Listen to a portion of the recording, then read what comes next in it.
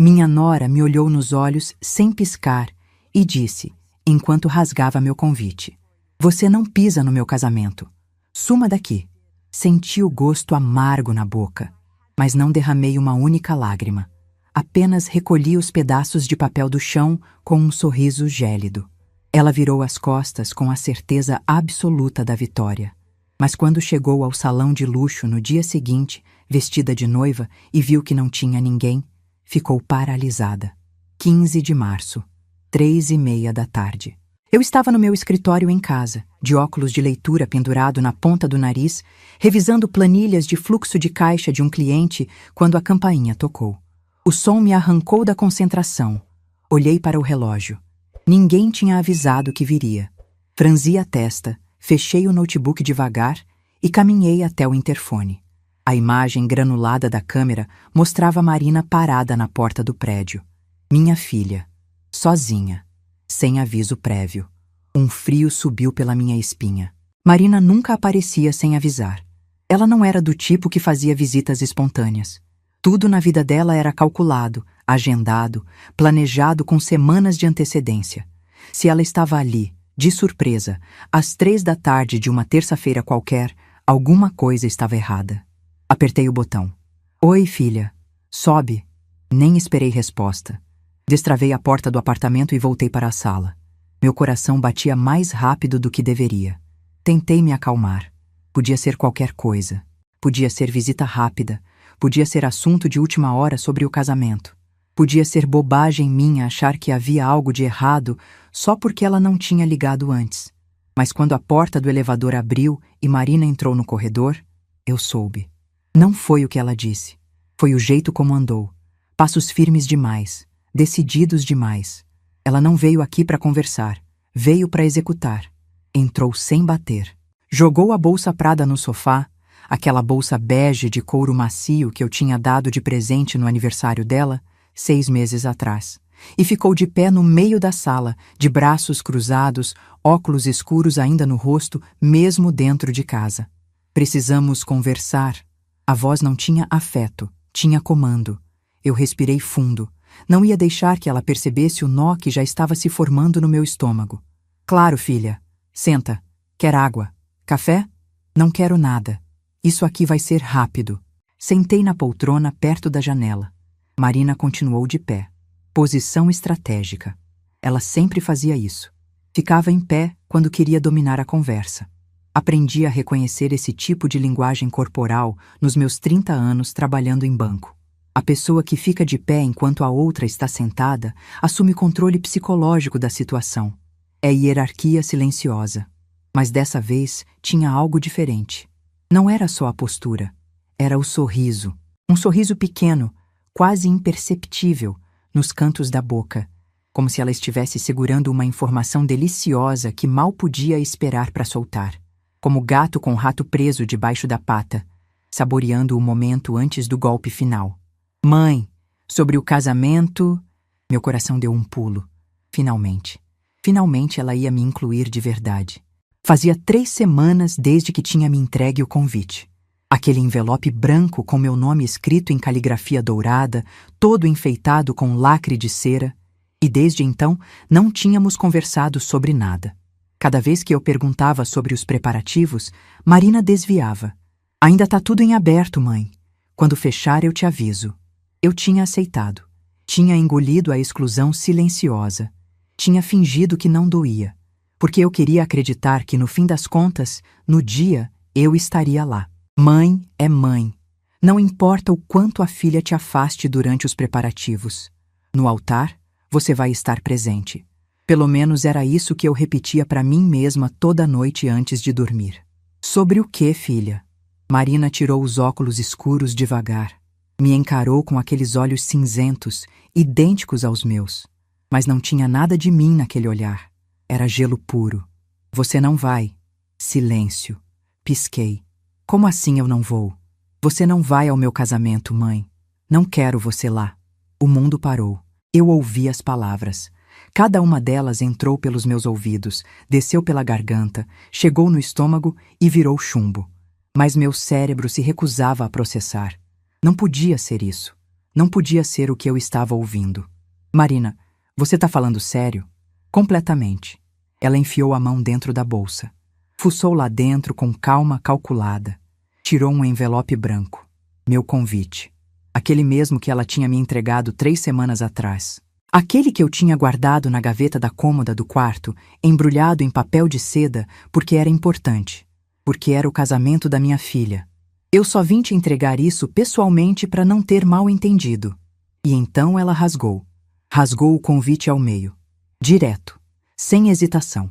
O som do papel se partindo ecoou na sala como tiro. Depois rasgou de novo. E de novo. Até virar confete. Até virar fragmentos pequenos demais para colar de volta. E jogou no chão. Bem na minha frente. Como se fosse lixo. Eu não consegui me mexer. Senti algo se partir dentro do meu peito. Não foi dor física. Foi pior.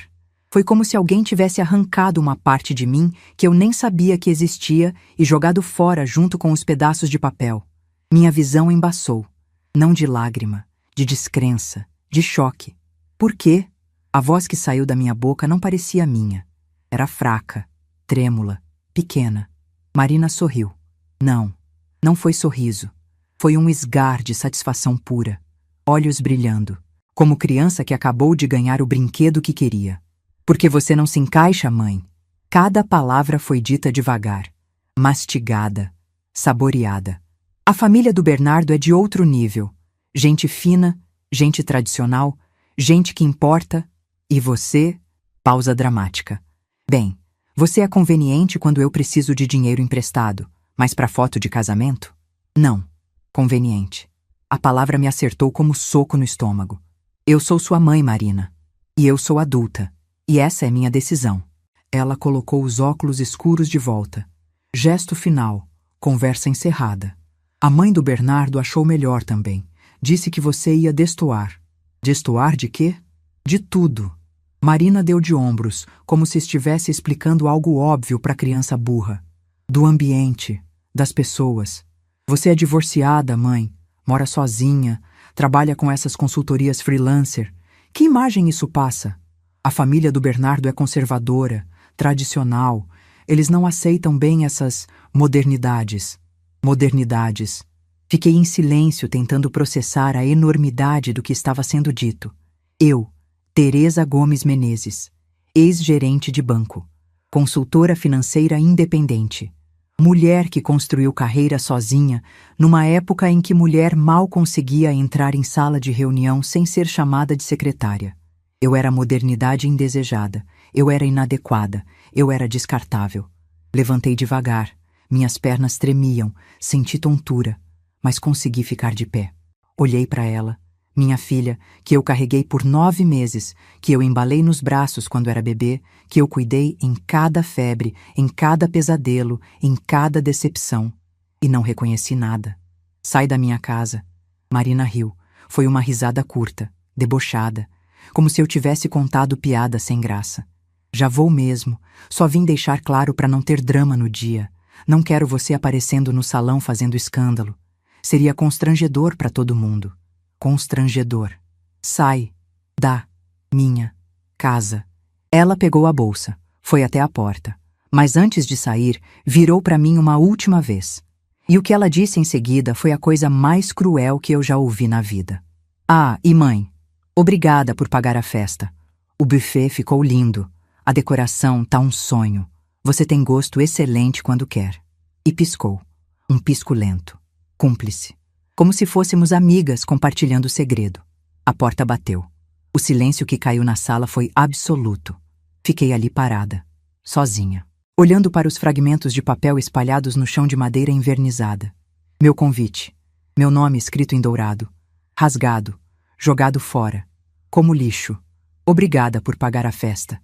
A frase ecoou na minha cabeça. Foi aí que tudo se conectou. Não de uma vez. Foi devagar.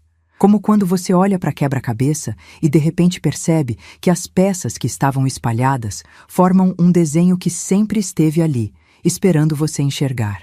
3 meses atrás. Marina tinha vindo aqui num domingo à tarde. Chorando, desesperada, dizendo que o casamento dos sonhos dela estava em risco porque a construtora do Bernardo estava com problema de fluxo de caixa, que os pais dele não podiam ajudar naquele momento porque tinham acabado de investir numa expansão comercial, que ela precisava de ajuda, que ela precisava de mim. Mãe, eu sei que é muito, eu sei que tô pedindo demais, mas é meu casamento, é o dia mais importante da minha vida. Eu sempre sonhei com isso. Por favor, 200 mil reais. Ela estava pedindo 200 mil reais. Eu tinha olhado para ela, olhos vermelhos, maquiagem borrada, voz embargada, e sentido aquela pontada de culpa que toda mãe sente quando vê filha sofrendo. Aquela voz na cabeça dizendo: você tem condições de ajudar, por que não ajuda? Mas eu não era boba. 30 anos trabalhando no mercado financeiro me ensinaram a nunca confiar cegamente em ninguém quando o dinheiro está envolvido, nem em filha. Especialmente em filha que sempre foi boa demais em conseguir o que quer através de manipulação emocional bem executada. Então eu disse o que sempre digo quando alguém me pede dinheiro: coloca no papel, assina e eu quero controle sobre como vai ser usado. Marina, 200 mil reais é muito dinheiro, muito mesmo. Eu posso te ajudar. Mas quero fazer isso direito. Quero assinar os contratos com cada fornecedor diretamente. Quero ter certeza de que o dinheiro está sendo bem usado. Conheço esse mercado. Sei como esses fornecedores trabalham. Se você deixar eles cobrarem sem negociação, eles te cobram o dobro e entregam metade. Eu negocio. Eu garanto qualidade. Do contrário, não dá. Marina tinha franzido a testa. Mas, mãe, é meu casamento. É, e eu tô pagando. Se você quer minha ajuda, aceita minha forma de ajudar. Ela tinha ficado em silêncio por um tempo. Eu vi a engrenagem girando na cabeça dela. Vi ela calculando, pesando prós e contras. E no fim, fez o que eu sabia que ia fazer. Cedeu. Tá bom, mãe. Você assina os contratos, mas eu escolho os fornecedores. Perfeito. Ela assinou uma procuração, me autorizando a contratar em nome do evento dela. Assinou também um recibo informal, escrito à mão, sem firma reconhecida em cartório, sem testemunhas, dizendo que me devolveria o valor em 12 parcelas de R$ 16.600, começando 2 meses depois do casamento. Eu não fiz aquilo por desconfiança específica da Marina. Fiz porque é o que qualquer pessoa financeiramente responsável faz quando empresta quantia grande de dinheiro. Proteção, prevenção, bom senso. Na época, não planejei nada. Não imaginei que precisaria daqueles papéis. Agi por instinto profissional, por hábito. Só agora, de pé na minha sala, com os pedaços do meu convite espalhados no chão, eu entendia o que aquilo significava. Os contratos estavam no meu nome. Todos eles. Buffet, decoração, fotografia, filmagem, banda, flores, convites impressos, bolo de 5 andares, aluguel do salão, tudo. Eu era a contratante oficial. Marina tinha me transformado em caixa eletrônico. Tinha planejado me descartar assim que o dinheiro estivesse gasto e a festa paga. Tinha vindo aqui hoje com a certeza absoluta de que eu era indefesa. Porque na cabeça dela, eu era só a mãe boba que pagou tudo e ficaria em casa chorando enquanto ela dançava a valsa na festa que eu comprei. Ela me subestimou. Achava que eu era fraca. Achava que eu ia engolir a humilhação e continuar disponível para quando ela precisasse de mim de novo. Achava que amor de mãe era sinônimo de capacho. Errou. Fiquei ali parada por tempo indeterminado. Não sei se foi 1 minuto ou 1 hora. O sol começou a descer lá fora. A luz alaranjada do fim de tarde entrou pela janela e iluminou os pedaços de papel no chão. Não chorei. Respirei. Fui até a mesa de centro. Abri o notebook. Entrei na pasta de arquivos financeiros organizada por data. Cliquei na subpasta Casamento Marina, Contratos. 15 arquivos, PDF. Abri um por um. Buffet Elegance. Contratante, Tereza Gomes Menezes, CPF 912.743.891-67. Decorações Divina. Contratante, Tereza Gomes Menezes. Estúdio Visual Fotografia. Contratante, Tereza Gomes Menezes. Todos, cada um. Meu nome, meu CPF, minha assinatura digitalizada. Li cada cláusula, cada parágrafo, cada letra miúda. Cláusula de rescisão. Contratante tem direito de cancelar os serviços até 72 horas antes do evento mediante pagamento de multa rescisória no valor de 10% do total contratado. Fechei o notebook. Olhei para o celular. Peguei. Liguei para Silvia. Minha irmã atendeu no segundo toque. Oi, Terê, tudo bem? Preciso de você aqui, agora. Houve uma pausa. Silvia me conhece há 59 anos. Conhece meu tom de voz. Sabe diferenciar urgência de desespero. Tô saindo. 20 minutos depois, a campainha tocou. Abri a porta. Silvia entrou. Me olhou. Olhou para os fragmentos de papel no chão. Olhou para mim de novo. O que aconteceu? Contei tudo. A visita. O convite rasgado. As palavras. Cada frase que Marina tinha dito. Cada humilhação. Cada facada. Quando terminei, Silvia estava branca. Que filha desgraçada! Não discordei. Ela me chamou de conveniente, Silvia. Disse que eu sirvo para emprestar dinheiro, mas não para aparecer na foto. Que nojeira! Que ser humano nojento! Silvia balançou a cabeça incrédula. E você vai fazer o quê? Olhei para ela. Vou precisar da sua ajuda no sábado. Sábado é o casamento. Eu sei. Silvia franziu a testa. Que tipo de ajuda? Fica comigo aqui em casa. O dia inteiro, e se a Marina ligar, atende. O número dela eu vou bloquear. Teresa. Ela me olhou com atenção, tentando entender. O que exatamente você vai fazer? Ainda não posso te contar, mas confia em mim. Ficamos nos encarando por alguns segundos, então Silvia deu um aceno lento de cabeça. Tô contigo. Ela foi embora às 9 da noite. Eu tranquei a porta. Apaguei as luzes. Fui pro quarto. Não dormi. Fiquei deitada no escuro, olhando para o teto, pensando em tudo que Marina tinha dito. Você não se encaixa. Você é conveniente. Você ia destoar. De madrugada, levantei. Fui até o escritório. Liguei o notebook de novo. Abri minha agenda de contatos profissionais. Procurei um nome. Doutora Lara Andrade. Advogada. Amiga de 25 anos. Ex-colega do banco. Mulher brilhante, ética e leal. Mandei mensagem no WhatsApp. Lara, preciso falar com você amanhã de manhã. Urgente. Questão jurídica. A resposta veio 3 minutos depois. 9 horas no meu escritório. Pode ser? Perfeito. Na manhã seguinte, cheguei no escritório da Lara às 8h55. Ela me recebeu com café fresco e expressão preocupada. Você tá bem? Nunca te vi pedir consulta urgente assim. Sentei. Respirei fundo. Minha filha me expulsou do casamento dela. Silêncio. Como assim expulsou? Contei tudo, desde o começo. O empréstimo dos 200 mil, os contratos assinados no meu nome, a visita de ontem, o convite rasgado, as palavras cruéis, a humilhação calculada. Lara ouviu em silêncio absoluto. Quando terminei, ela ficou me encarando por um longo tempo. Você tem os contratos no seu nome? Tenho. Todos eles? Todos. E tem o recibo assinado por ela reconhecendo a dívida? Tenho. É informal, escrito à mão, sem firma reconhecida, sem testemunhas. Mas foi assinado pela mão dela. Tenho certeza que a perícia grafotécnica confirmaria se fosse necessário. Lara deu uma risada seca. Não de alegria, de reconhecimento profissional. Teresa, você armou isso sem nem perceber. Como assim? Esse recibo informal é peça-chave. Ele prova que o dinheiro era empréstimo, não doação espontânea. Se ela tentar alegar que você deu o dinheiro de presente e depois se arrependeu por maldade, esse documento derruba o argumento na hora. Quanto aos contratos, você é a contratante legítima perante todos os fornecedores. Você tem pleno direito de cancelar os serviços. Marina não tem vínculo jurídico com nenhum deles. Senti algo se mexer dentro do meu peito. Não era alívio. Era poder. Se ela entrar com processo contra mim, com base em quê? Lara abriu as mãos. Ela não assinou nenhum contrato com nenhum fornecedor. Não tem objeto jurídico para a ação.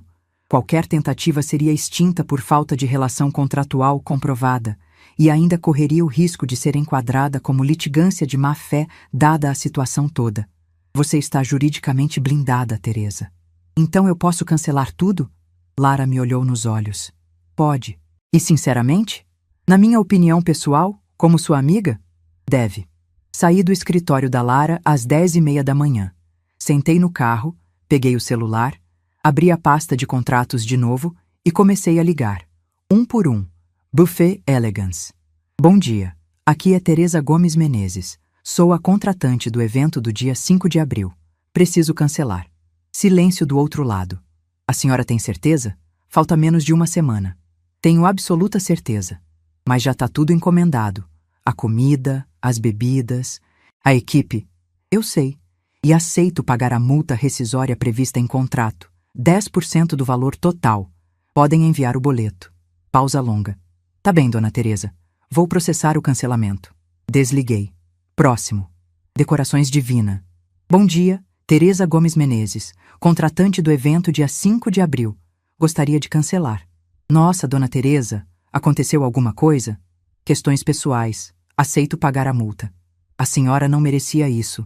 A voz da moça do outro lado estava genuinamente solidária. Eu vi o projeto da decoração. Ia ficar lindo. Obrigada, mas não vai rolar. Entendo. Vou cancelar aqui. Um por um. Metódico. Profissional. Sem emoção. Estúdio Visual Fotografia. Cancelado. Filmagem Platinum. Cancelado. Banda Notas e Acordes. Cancelado. Floricultura Pétala Dourada. Cancelado. Gráfica Luxo Convites. Cancelado. Eles nem tinham imprimido ainda, então nem cobraram multa. Confeitaria Real. O bolo de 5 andares com cobertura de fondant e flores de açúcar comestíveis, cancelado. Até o aluguel do salão de festas do Hotel 5 Estrelas na Savassi, cancelado. Alguns fornecedores ficaram surpresos, outros chocados. A moça da floricultura chegou a perguntar se eu tinha certeza 3 vezes. O fotógrafo disse que sentia muito e que torcia para que tudo se resolvesse. No fim do dia, paguei um total de R$ 19.400 em multas rescisórias. R$ 19.400. Menos de 10% do que eu tinha investido. E o casamento de luxo da Marina, aquele evento de 200 convidados, buffet de alta gastronomia, decoração de revista, banda ao vivo, tinha virado pó. E ela não fazia ideia. Quando desliguei da última ligação, eram 4:30 da tarde. Fiquei sentada no sofá, olhando para o celular. Não senti prazer, não senti vingança. Senti algo mais profundo e mais silencioso que essas coisas. Senti a exata medida de respeito próprio sendo restaurada. Antes de eu contar o que aconteceu no dia do casamento, preciso saber. O que vocês fariam no meu lugar? Eu tinha os contratos na mão. Tinha o poder de cancelar tudo. Mas também tinha o coração apertado. Porque por mais que ela tenha me humilhado, ainda era minha filha. Vocês acham que eu fiz certo? Ou vocês teriam engolido a dor e deixado a festa acontecer? Porque o que eu fiz naquele sábado à noite mudou tudo. E não tem volta. Sábado, 5 de abril, dia do casamento. Acordei às 6 da manhã, sozinha. Na minha cama king size com lençóis de algodão egípcio brancos e macios que eu tinha comprado numa liquidação ano passado. O quarto estava silencioso. A luz fraca da manhã entrava pela persiana entreaberta. Levantei, fui até a cozinha. Coloquei café para passar. O cheiro forte e amargo encheu o apartamento. Não estava nervosa, não estava ansiosa. Estava estranhamente calma. Liguei para Silvia. Já acordou? Acordei. Tô saindo daqui a pouco. Traz vinho. Ela riu do outro lado da linha. Quanto? 2 garrafas. Silvia chegou às 9 da manhã carregando uma sacola com 2 garrafas de vinho tinto chileno e um pote de azeitonas verdes. Colocamos música ambiente. Fizemos pipoca na panela, daquelas que estouram barulhento e enchem a casa de cheiro de manteiga. Abrimos a primeira garrafa de vinho, mesmo sendo manhã de sábado. Sentamos na varanda. O dia estava bonito, céu limpo, sol forte. Belo horizonte lá embaixo se espreguiçando para o fim de semana. Você tem certeza do que fez? Silvia me perguntou, segurando a taça de vinho. Absoluta. E se ela descobrir antes? Não vai descobrir. Os fornecedores não têm contato direto com ela, só comigo. E já cancelei tudo. Não tem mais nada para descobrir. Só vai saber quando chegar no salão. E o Bernardo? O Bernardo acredita no que a Marina conta para ele. E ela com certeza disse que eu decidi não ir por vontade própria. Silvia balançou a cabeça devagar. Que loucura! Ficamos em silêncio por um tempo, bebendo vinho, comendo pipoca. ouvindo jazz instrumental baixinho no som. Às 3 da tarde, Silvia perguntou: que horas começa a cerimônia? 7 da noite. Faltam 4 horas. Eu sei. Às 5, comecei a sentir o estômago embrulhar. Não de arrependimento, de adrenalina. A mesma sensação que eu sentia antes de apresentação importante no banco, quando eu sabia que tinha me preparado bem, que tinha os números certos, que tinha o controle da situação, mas ainda assim o coração batia mais rápido porque era a hora da verdade. Às 6, abri a segunda garrafa de vinho. Às 6:30, tomei banho. Me vesti com roupa confortável, calça de moletom e camiseta larga. Prendi o cabelo num coque, passei creme hidratante no rosto. Não ia a lugar nenhum. Às 7 em ponto, eu estava de volta na varanda com Silvia. Agora começaria a cerimônia, eu disse. Silvia não respondeu. Só encheu minha taça de novo. 7:10. Meu celular vibrou. Uma mensagem. Número desconhecido. Mas reconheci o DDD. Belo Horizonte. Abri. Era uma foto. O salão do Hotel 5 Estrelas na Savassi. Eu conhecia aquele salão. Tinha ido a eventos corporativos lá várias vezes durante minha carreira no banco. Salão imponente. Pé direito alto. Lustres de cristal. Janelas enormes com vista para a cidade. Na foto, o salão vazio, cadeiras empilhadas nos cantos, mesas sem toalha, chão de taco brilhando sob as luzes acesas. Nenhuma decoração, nenhuma flor, nenhum arranjo, nenhum buffet, nada. Um espaço vazio como palco abandonado depois que o espetáculo foi cancelado. E no canto direito da foto, desfocado, dava para ver gente começando a chegar. Vestidos longos, ternos, convidados confusos, olhando ao redor, procurando entender onde era a festa. Embaixo da foto, uma mensagem curta. Pensei que você gostaria de saber. Não tinha assinatura, mas eu sabia quem era. Cláudia, gerente de eventos do hotel. A gente tinha trabalhado junto em alguns projetos corporativos anos atrás. Ela sempre foi discreta, leal. Não fez julgamento, não fez comentário. Só mandou a foto. Fiquei olhando para a tela do celular por um longo tempo. Silvia se aproximou. Que foi? Mostrei a foto. Ela arregalou os olhos. Meu Deus! Não respondi. Não conseguia tirar os olhos daquela imagem. O salão vazio, as cadeiras empilhadas, os convidados chegando sem saber que não tinha festa. Senti algo se mexer dentro do meu peito. Não foi alegria, não foi prazer sádico. Foi alívio. Alívio profundo e exausto. Como quando você segura a respiração embaixo d'água por tempo demais e finalmente consegue subir e encher os pulmões de ar de novo. Bloqueei o número da Marina no meu celular. Por quê? Silvia perguntou. Porque ela vai ligar. E eu não quero atender. Mas eu atendo, né? Sim. 7:15. O celular da Silvia tocou. Ela olhou para a tela. Olhou para mim. É ela. Atende. Coloca no viva voz. Silvia atendeu. O que saiu do outro lado foi um grito. Tia Silvia, pelo amor de Deus, você sabe onde está minha mãe? A voz da Marina estava irreconhecível. Aguda, desesperada, trêmula. Não sei, Marina. Por quê? O que foi? Porque ela cancelou tudo. Silêncio. Silvia fingiu surpresa com perfeição digna de Oscar. Cancelou o quê? Tudo! O buffet, a decoração, as flores, a banda, tudo. O salão tá vazio. Eu tô aqui de vestido de noiva e não tem festa. Tem 200 convidados chegando e não tem nada. Eu fechei os olhos. Respirei fundo pelo nariz. O ar da varanda estava fresco. Cheirava a jasmim do jardim do vizinho do andar de baixo. A música ambiente continuava tocando baixinho. Algo instrumental, piano e contrabaixo. A taça de vinho na minha mão estava morna. Como assim cancelou? Silvia perguntou. Os fornecedores disseram que ela ligou cancelando, que ela é a contratante, que tem direito. Eu vou processar ela. Eu vou destruir ela. A ligação caiu. Ficamos em silêncio. Silvia me olhou. Ela tá em pânico. Eu sei. Vai ligar de novo. Eu sei. E ligou. 5 minutos depois. Dessa vez mais controlada. Voz ainda trêmula, mas tentando soar firme. Tia, por favor, preciso falar com minha mãe. É urgente. Marina, eu não sei onde ela tá. De verdade. Ela fez de propósito. Ela sabia. Ela planejou isso. Planejou o quê? Me humilhar. Tem 200 convidados aqui, a família inteira do Bernardo, e não tem festa, não tem nada. Que vergonha, que situação! Silvia ficou em silêncio por um momento. Marina, por que sua mãe faria isso? Silêncio do outro lado. Longo, tenso. Porque ela é louca, porque ela não aceita que eu cresci, porque ela tem ciúme da minha vida. Silvia olhou para mim. Eu balancei a cabeça devagar. Deixa ela falar. Tem certeza que é só isso? Silvia perguntou, voz calma. Do que você está insinuando?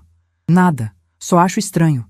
Teresa nunca foi de fazer escândalo. Se ela fez isso, deve ter motivo. O motivo é que ela é desequilibrada. A ligação caiu de novo. Dessa vez, não ligou mais. Ficamos sentadas na varanda até 10 da noite, bebendo vinho, comendo pipoca fria, sem falar muito. Em algum momento, Silvia perguntou: Você tá bem? Pensei na resposta. Tô, estranhamente bem. Não tá com pena? Não. Nem um pouquinho? Nem um pouquinho. E era verdade. Eu esperava sentir culpa. Esperava sentir aquele peso no peito que mãe sente quando vê filha sofrendo, mesmo quando a filha merece o sofrimento. Mas não senti nada disso. Senti paz. Paz estranha. Paz silenciosa. Paz que vem quando você finalmente para de se trair para agradar quem nunca te valorizou. Silvia foi embora meia-noite. Fiquei sozinha. Tranquei a porta. Apaguei as luzes. Fui pro quarto. Deitei na cama. Olhei pro teto no escuro. E foi aí que caiu. O peso real do que tinha acontecido. Não o que eu fiz. O que ela fez. Marina tinha vindo na minha casa. Tinha rasgado meu convite. Tinha me chamado de inadequada, de descartável, de conveniente. Tinha me dito que eu não me encaixava na vida dela. Que eu servia para emprestar dinheiro, mas não para aparecer na foto. E eu tinha engolido isso em silêncio por 4 dias. 4 dias fingindo que estava tudo bem enquanto planejava os cancelamentos. Mas agora, sozinha no escuro, sem precisar fingir nada para ninguém, a dor veio. Não foi dor raivosa, foi dor cansada. Dor de quem percebe que passou anos construindo imagem de alguém que nunca existiu. Eu tinha uma filha na minha cabeça. Uma Marina que eu criei, que eu embalei, que eu cuidei, que um dia ia crescer e me ver como pessoa, como mulher, como igual. Essa Marina nunca existiu. A Marina real sempre me viu como ferramenta, como meio, como caixa eletrônico emocional e financeiro que devia estar disponível quando necessário e sumir quando inconveniente. Virei de lado na cama, abracei o travesseiro e chorei. Não foi choro dramático, foi choro silencioso. Lágrimas descendo devagar pelo rosto, molhando a fronha. Chorei pela mãe que eu fui e que nunca foi suficiente. Chorei pela filha que eu quis ter e que nunca tive. Chorei pelo tempo perdido, tentando ser amada por alguém incapaz de amar qualquer pessoa além de si mesma. Dormi às 3 da manhã. Acordei às 6 com o celular vibrando. Número desconhecido. Atendi sem pensar. Alô? Teresa? Voz masculina. Conhecida. Formal. Quem é? Marcelo, meu ex-marido. Sentei na cama. Marcelo, o que você quer? Eu soube do que aconteceu. Fiquei em silêncio. E aí? Perguntei, voz seca. Ele demorou para responder. Quando falou, a voz estava cansada, pesada. Você tá certa. Completamente certa. Não esperava isso. Sério? Sério. Eu tentei conversar com a Marina ontem à noite. Fui até o apartamento do Bernardo. Bati na porta. Ela abriu. Eu disse que a gente precisava conversar. Que eu queria entender o que tinha acontecido.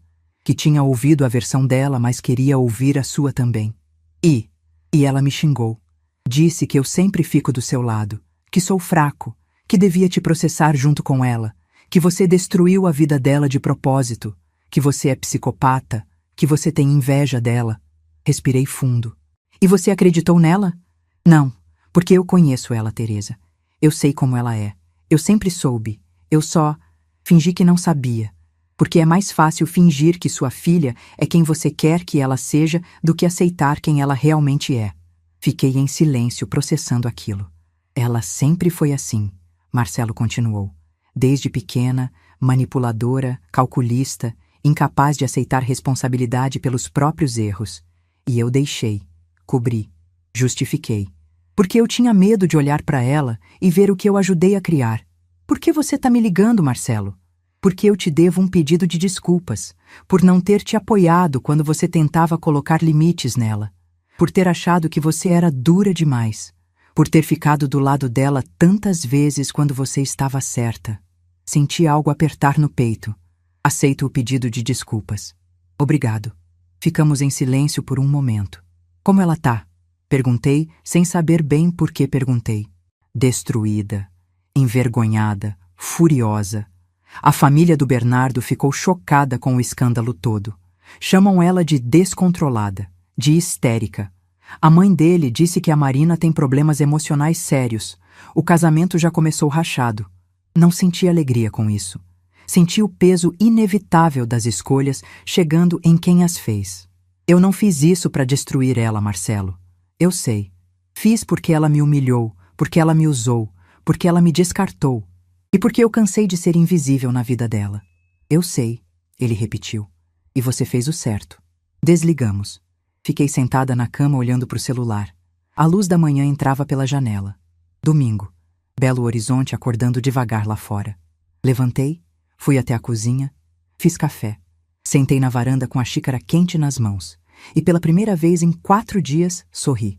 Não foi sorriso de vingança. Foi sorriso de quem sobreviveu. 2 semanas depois do casamento desfeito, eu estava começando a me sentir leve de novo. Voltei à rotina. Consultoria financeira, reuniões com clientes, planilhas, relatórios. A vida normal que eu tinha construído para mim mesma depois do divórcio. Bloqueei o número da Marina. Bloqueei também todos os perfis dela nas redes sociais. Não por raiva, por higiene mental. Não precisava saber da vida dela. Não queria saber. A Sílvia passava em casa todo fim de semana. A gente saía para almoçar, ia no cinema. Conversava sobre tudo, menos sobre Marina. Eu estava bem. Até que numa quarta-feira à noite, 23 dias depois do casamento cancelado, o interfone tocou. Eram 8h30. Eu estava de pijama assistindo série na Netflix. Olhei pelo visor. Bernardo. Meu coração deu um pulo. O que ele estava fazendo aqui? Atendi o interfone. Bernardo? Dona Teresa, por favor, preciso falar com a senhora, só 5 minutos. A voz dele estava educada, cansada, quase implorando. Fiquei com a mão no botão sem saber o que fazer. A Marina tá com você? Não. Vim sozinho. Ela nem sabe que eu tô aqui. Respirei fundo. Abri o portão. Ele subiu. Quando abri a porta do apartamento, levei um susto. Bernardo tinha perdido peso. Olheiras fundas. Barba por fazer, roupa amassada. Boa noite, Dona Teresa. Entra. Ele entrou. Ficou de pé no meio da sala, desconfortável, olhando para o chão. Senta, eu disse, apontando para o sofá. Ele sentou. Eu sentei na poltrona em frente. O que você quer, Bernardo? Ele respirou fundo. Passou a mão pelo rosto. Eu vim pedir desculpas. Fiquei em silêncio. Eu não sabia. Ele continuou. Juro que não sabia de nada. A Marina me disse que a senhora tinha decidido não ir ao casamento, que foi escolha sua, que vocês tinham conversado e entrado num acordo. Eu acreditei, porque eu confiei nela. E agora eu descobri a verdade. Ele olhou para mim, olhos vermelhos. Achei as mensagens. Meu estômago gelou. Que mensagens? Entre ela e a mãe dela, a mãe do meu lado. Elas planejaram tudo. Planejaram te excluir do casamento desde o começo. Não foi decisão de última hora. Foi estratégia. Senti algo virar dentro de mim. Como assim planejaram? A mãe da Marina sugeriu. Disse que você ia destoar, que você é divorciada, que mora sozinha, que trabalha com essas coisas modernas de consultoria, que a família dela é conservadora e não ia aceitar bem. A Marina concordou na hora. Disse que você ia ser útil para pagar, mas que não precisava aparecer. Útil para pagar. As palavras ecoaram na minha cabeça. Quando você descobriu isso? Semana passada. O celular dela estava desbloqueado em cima da mesa. Uma notificação chegou. Eu olhei sem querer. Era a mensagem da sogra. Abri a conversa. Li tudo. E você confrontou ela? Confrontei. Ela negou no começo. Depois admitiu, mas disse que foi pela minha família, que fez para me proteger, para proteger minha reputação, que você ia causar constrangimento. Respirei fundo. E você acreditou? Não, porque eu reli as mensagens e não tinha nada de proteção ali. Tinha frieza, tinha cálculo, tinha maldade pura. Ele parou, engoliu seco. Dona Teresa, eu casei com uma pessoa que eu não conheço. Fiquei em silêncio olhando para ele. Bernardo era bonito, 38 anos, engenheiro civil, família tradicional de Belo Horizonte, educado, bem-sucedido e completamente perdido. Por que você veio aqui me contar isso? Perguntei. Porque a senhora merecia saber. E porque eu queria pedir desculpas por não ter investigado antes, por ter acreditado cegamente na versão dela, por não ter te defendido. Você não me conhecia, Bernardo. Não tinha a obrigação de me defender. Tinha sim. Você é a mãe dela. Você pagou o casamento inteiro. Você merecia no mínimo respeito. Senti algo se mexer dentro do meu peito. Não era perdão. Era reconhecimento. Alguém finalmente vendo o óbvio que todo mundo tinha ignorado. E agora? Perguntei. O que você vai fazer? Ele ficou em silêncio por um longo tempo. Não sei. O casamento tá ruim. A gente briga todo dia. Ela me culpa por tudo. Diz que se eu tivesse dado o dinheiro, nada disso teria acontecido. Que a culpa é minha por ser pão duro, por não ter ajudado ela. Você não é pão duro, Bernardo. Você foi sensato. E a culpa não é sua. A culpa é dela. Ele assentiu devagar. Eu sei. Mas é difícil aceitar que você errou na escolha mais importante da sua vida. Ficamos em silêncio. Obrigado por me receber, ele disse levantando. Eu não ia embora daqui sem falar com a senhora pessoalmente. Acompanhei ele até a porta. Antes de sair, ele virou para mim. A senhora fez certo, Dona Teresa, em cancelar tudo. A Marina merecia. Eu não fiz para punir ela, Bernardo. Fiz para me proteger. Deu no mesmo. Ele foi embora. Fechei a porta. Fiquei parada no corredor processando a conversa. Marina tinha planejado tudo desde o começo. Não foi impulso. Não foi decisão de última hora. Foi estratégia fria e calculada construída junto com a sogra. Senti raiva pela primeira vez desde o dia do convite rasgado. Raiva diferente. Raiva que não era emocional. Era racional. Era a constatação clara de que eu tinha sido enganada de forma premeditada por alguém que devia me amar. Liguei para Silvia. Contei tudo. Ela ficou em silêncio do outro lado. Que nojeira, Teresa. Que planejamento nojento. Eu sei. E agora? Agora nada. Já fiz o que tinha que fazer. Tem certeza? Tenho. Mas não tinha. Porque 3 dias depois, num sábado de manhã, eu estava tomando café quando o celular tocou. Número desconhecido. Atendi. Alô? Teresa? Aqui é Cláudia, do hotel. A gerente de eventos. A que tinha mandado a foto do salão vazio. Oi, Cláudia. Tudo bem? Tudo. Olha, eu tô te ligando porque aconteceu uma coisa estranha aqui e eu achei que você devia saber. Meu estômago apertou. O quê?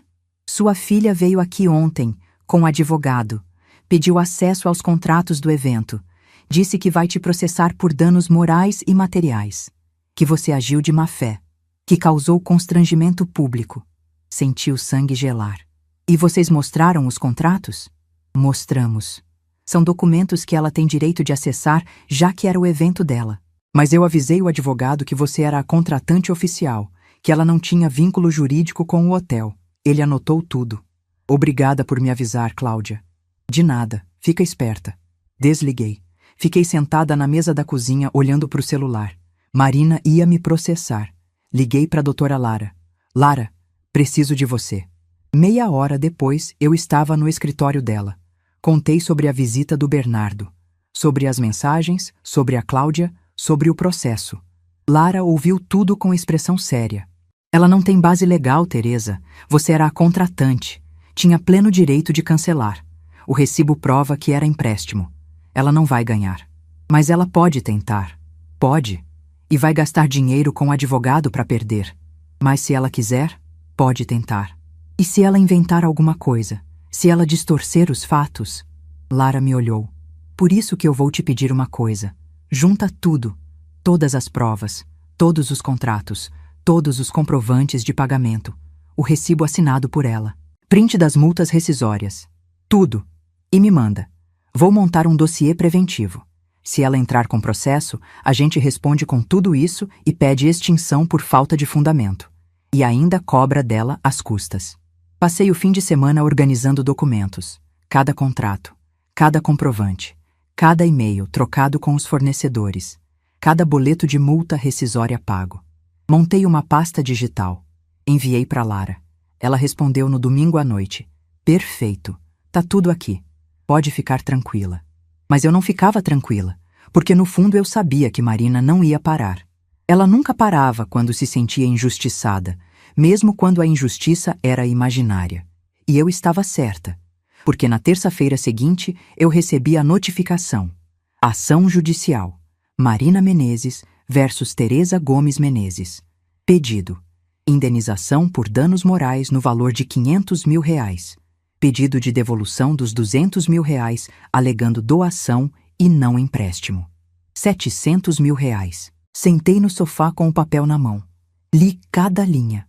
Na petição, Marina alegava que eu tinha doado o dinheiro espontaneamente como presente de casamento, que eu tinha me arrependido por ciúme da felicidade dela, que eu tinha cancelado o evento de forma cruel e premeditada para causar constrangimento público máximo, que eu era mãe tóxica e controladora, que não aceitava que a filha tivesse vida própria, que eu tinha problemas psicológicos e precisava de tratamento.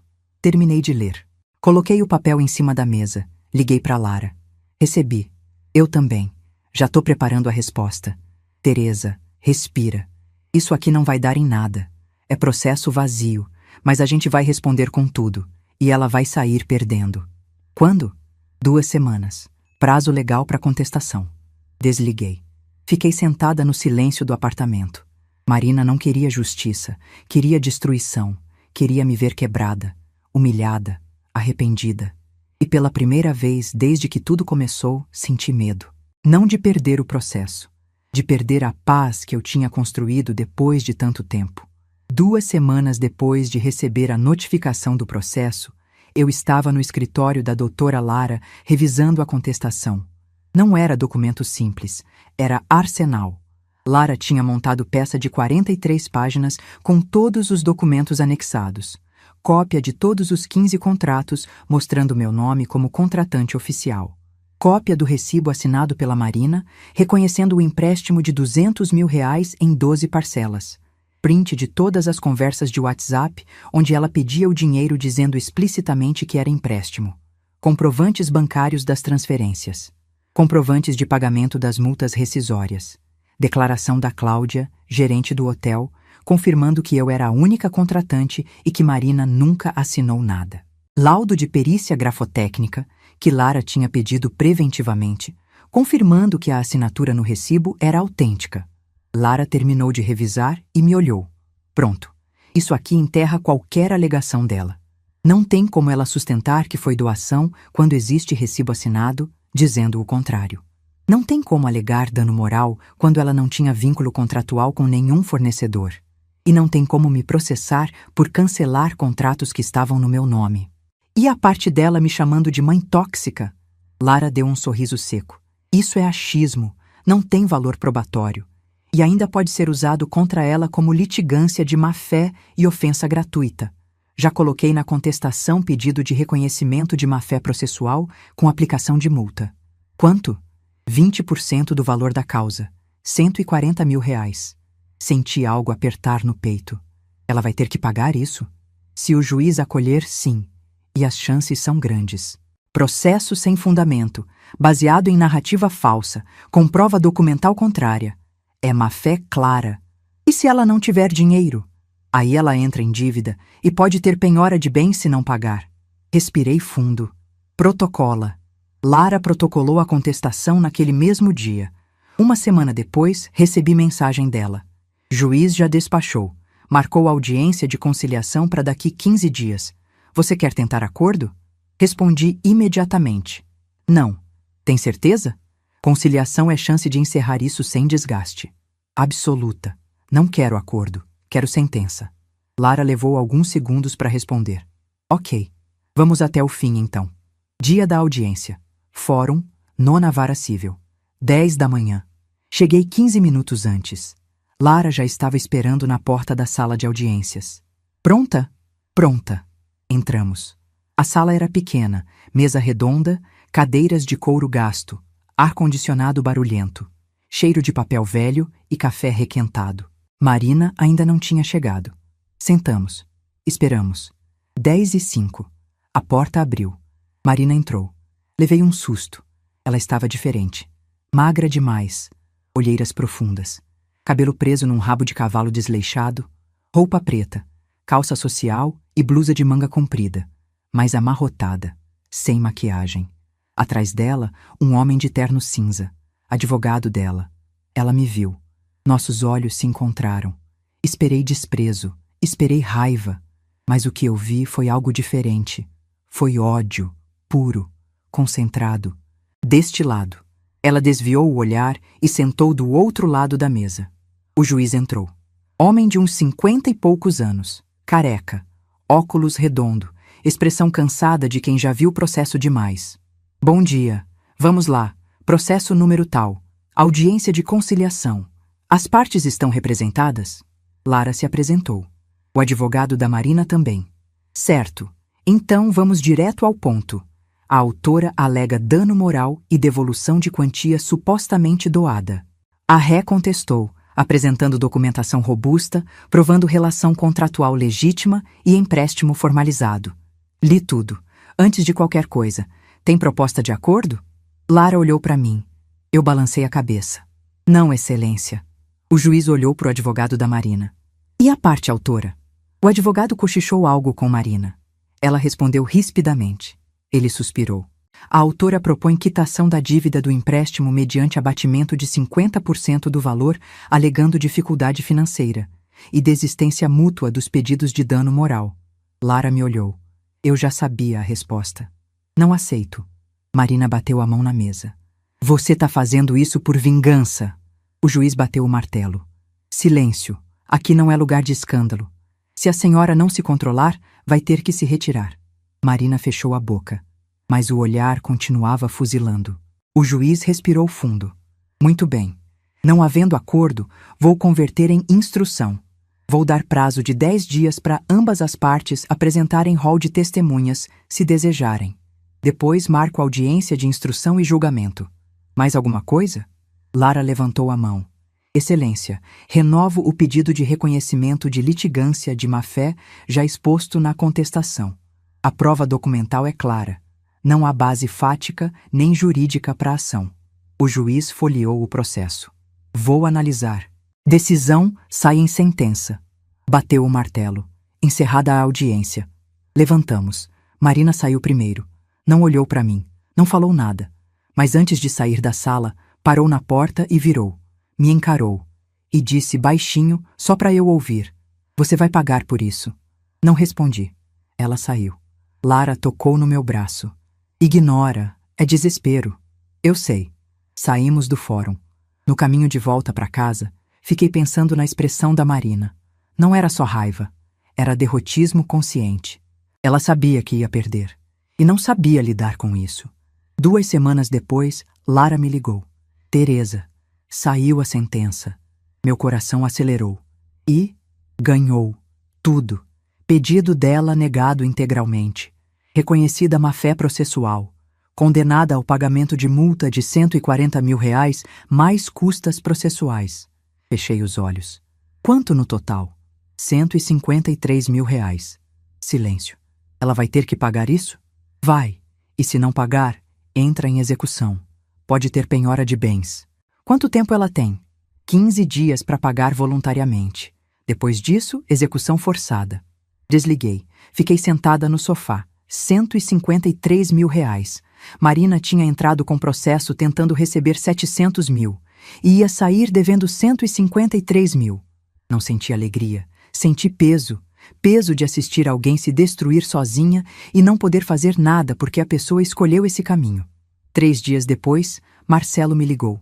Teresa, soube da sentença. E? Marina tá desesperada, não tem dinheiro, pediu ajuda para mim. Eu disse que não. Por quê? Porque ela precisa entender que ações têm consequências. E porque eu cansei de limpar a sujeira dela. E o Bernardo? Pediu divórcio. Senti algo apertar no peito. Quando? Semana passada.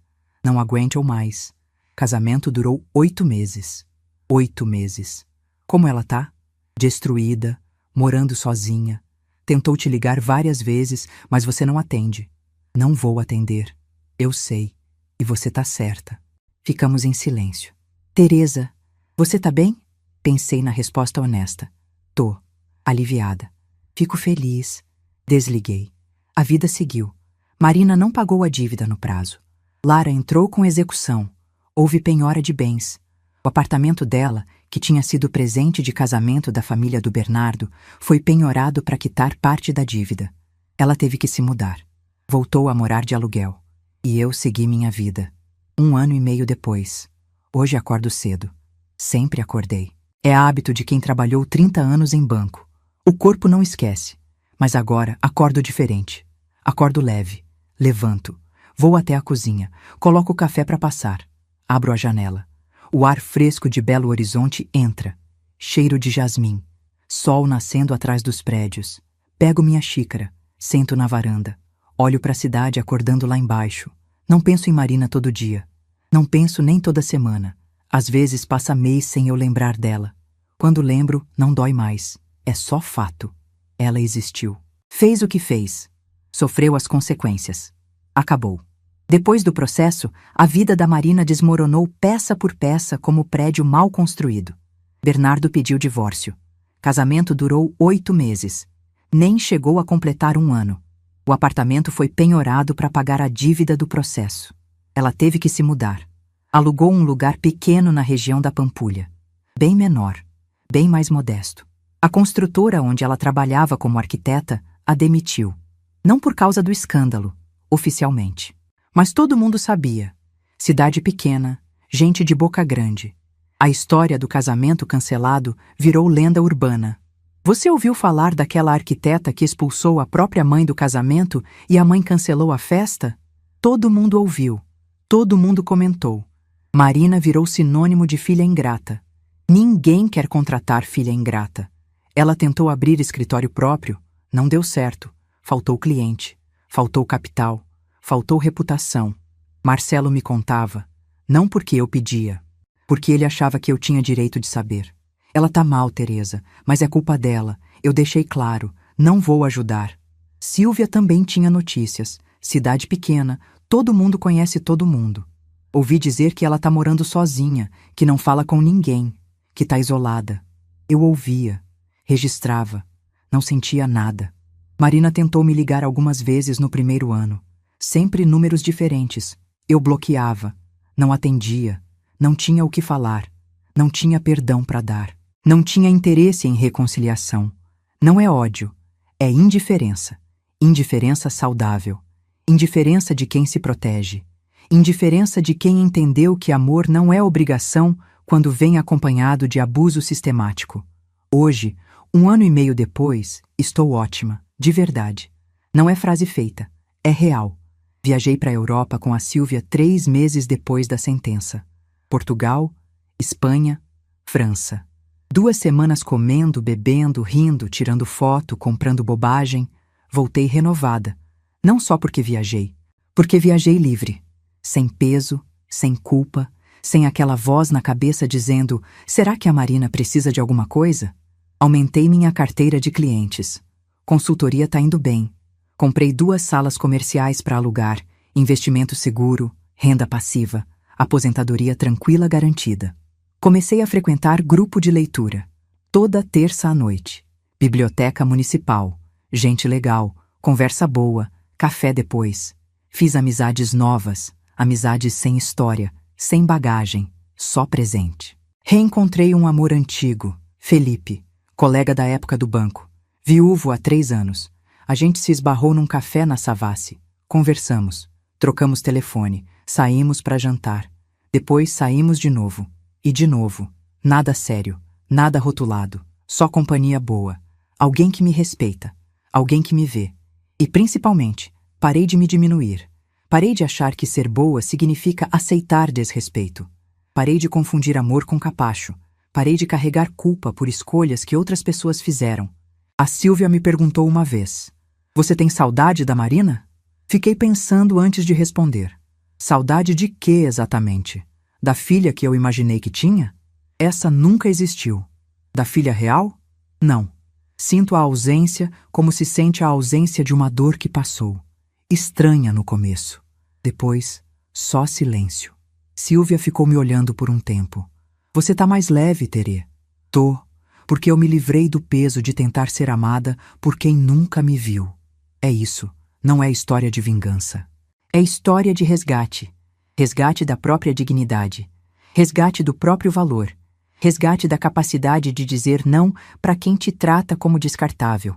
Marina me ensinou coisa importante sem querer, que não existe amor que justifique humilhação sistemática, que mãe não é sinônimo de vítima disponível, que ser boa não significa ser boba.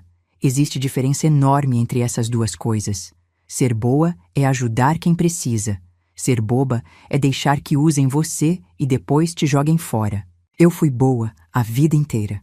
Paguei escola, paguei faculdade, paguei apartamento, paguei casamento, mas quando me chamaram de conveniente, quando rasgaram meu convite, quando me disseram que eu não era digna de estar presente, eu parei de me perguntar o que eu tinha feito de errado, porque não tinha feito nada de errado. A Marina fez aposta. Apostou que eu era o que ela precisava que eu fosse, fraca, boba, controlável. Apostou que eu ia chorar, engolir e continuar disponível quando ela precisasse de mim de novo. Ela perdeu a aposta. Não é vingança, é consequência. São coisas muito diferentes. Vingança é quando você age para machucar. Consequência é quando a pessoa recebe de volta exatamente o que colocou em movimento, sem você precisar fazer nada além de se recusar a ser vítima. Aprendi que amor de mãe não precisa ser incondicional quando vem acompanhado de traição premeditada. Aprendi que a melhor resposta para quem te exclui não é chorar na esquina, é cancelar a festa e seguir em frente. Hoje, sentada na minha varanda, tomando café, olhando para o sol nascendo sobre Belo Horizonte, eu sorrio, não de maldade, de paz, porque eu sobrevivi, porque eu me libertei, porque eu entendi que ser mãe não significa ser eterna credora emocional de quem nunca te valorizou, e que dignidade não tem preço, nem perdão obrigatório. Se você que está me ouvindo já passou por algo parecido, se já foi descartado por quem devia te amar, se já foi usado e depois jogado fora, se já sentiu que sua bondade foi confundida com fraqueza, saiba que você não precisa aceitar isso. Não precisa perdoar para seguir em frente. Não precisa reconciliar para ter paz. Às vezes, a melhor coisa que você faz por você mesmo é simplesmente se afastar, bloquear o número, cancelar a festa, virar as costas e viver. Viver leve, viver livre. Viver sem carregar peso que nunca foi seu. Se você gostou dessa história, se ela te tocou de alguma forma, se te fez pensar, compartilha com alguém. Inscreve-se no canal e clica na próxima história que está passando aí na tela agora.